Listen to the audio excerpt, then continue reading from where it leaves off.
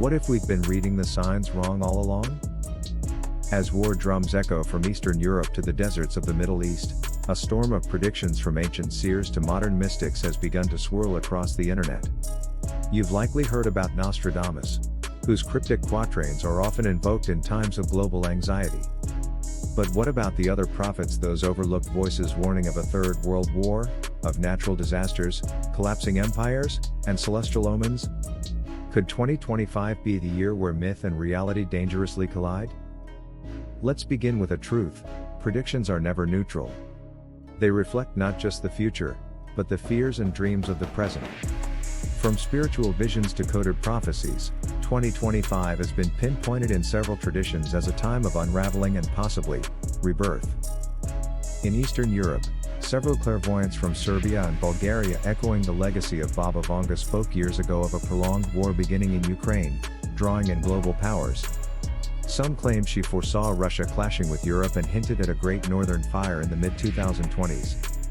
More recent spiritual channelings warn of escalation in 2025, not through nuclear weapons, but through mass technological disruptions, cyber war, and food crises. In the Middle East, the writings of Islamic eschatology refer to the emergence of the Mahdi and rising tensions involving Israel. Several interpretations of Hadith predict that Jerusalem will become the center of a coming conflict, dragging in both East and West. Some spiritual teachers also point to 2025 as a year when divine intervention or cosmic signs will unfold over Israel and its surroundings. China and India are also featured in predictions from Tibetan oracles and South Asian mystics. A few assert that India will rise as a spiritual force against global corruption, while others suggest a border conflict between China and its neighbors could spiral in 2025. One widely circulated prophecy claims the red dragon will stretch its shadow across oceans but will fall due to inner betrayal. Turning to the United States, several prophets from Christian, Native American, and New Age circles have predicted economic collapse, political division, and natural disasters across its coasts. The sleeping prophet Edgar Cayce, though long gone, left echoes in current channelers who claim 2025 may see leadership change through illness or scandal. Some even point to a powerful woman stepping into the global spotlight. Latin America isn't silent either.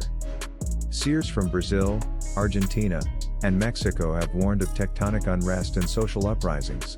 Some Chilean mystics foresee massive earthquakes around the Pacific Rim, while others predict the rise of a spiritual movement from the Andes, something that counters global materialism with indigenous wisdom.